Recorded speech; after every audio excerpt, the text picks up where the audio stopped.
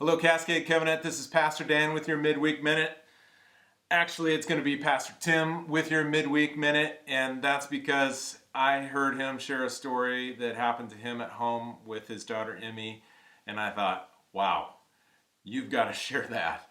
And actually, I'm very excited to have Tim do this. And my original plan for Midweek Minutes was to create a place for pastors or other people to share things that were on their mind, devotional thoughts, ways that God had kind of intersected their life, God stories.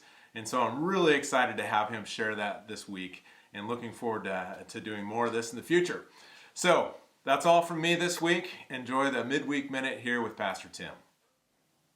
Last week, Allison was putting our 3-year-old daughter, Immy, to sleep. And before she went to sleep, they prayed together. And so Allison prayed for every single member of our family. So Allison's sisters, and Immy's grandparents, and her great-grandparents, and some of the great aunts and uncles, some of the second and third and fourth cousins. Why not? They were all in there. And Allison was trying to get Immy to fall asleep. And Immy looks up at Allison and she says, "But Mama, we haven't prayed for everybody yet. We haven't prayed for our church family." So Allison prayed for our pastors. She prayed for Pastor Lindsay, for Pastor Angela, and for Pastor Dan. And once she got through that list, Immy looked up at Allison and said, "But Mama, what about that lady who lives at church? I think her name starts with the C." And Allison looked down at Immy and said, "Do you mean Corey?" And Immy said, "Yeah, Corey, that's it." It was fun to hear Immy's little perspective on Pastor Dan's family, right? Corey is Pastor Dan's wife, and I think Immy just thinks that they all live at church. Because why not, right? You know, Immy has been doing this thing where she tries to stretch out bedtime as long as possible. It's another story, or it's another game to play, or it's one last thing that she forgot to do. And in this case, it ended up adding an extra prayer to her prayer time. But when Allison told me the story, my jaw dropped a little bit.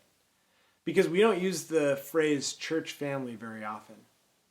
We don't really talk about that. I mean, you know, we love our church, but that's just not a phrase that we use all the time. So she must have picked it up somewhere. And not only that, she internalized it. And when it was time to pray, she wanted to pray for her church family. I just want to say thank you. Thank you for pouring into our family. Thank you for loving our kids. Thank you for supporting us, me and Allison, as parents. You know, as a youth pastor, I get to serve and connect with many families. And it's such a wonderful joy. But to have that be reciprocated, to have your families caring about ours, to have the lady who lives at church, Corey, to have her encouraging our daughter to the point where she wants to stop and pray for her. That's evidence that the Holy Spirit is at work in my daughter's heart. And that means so much to me. So thank you so much for being more than just a collection of individuals. Thank you for being more than people who share the same faith. That faith is important, and it's the foundation of who we are. Our trust and our love of God, our following Jesus sincerely, those things are so important. But don't forget that we're more than just a community. We're more than just friends. We're actually a family. We're people who go to bat for each other, who have each other's back. And so in this time, more than ever, let's be exactly that. Let's be church family.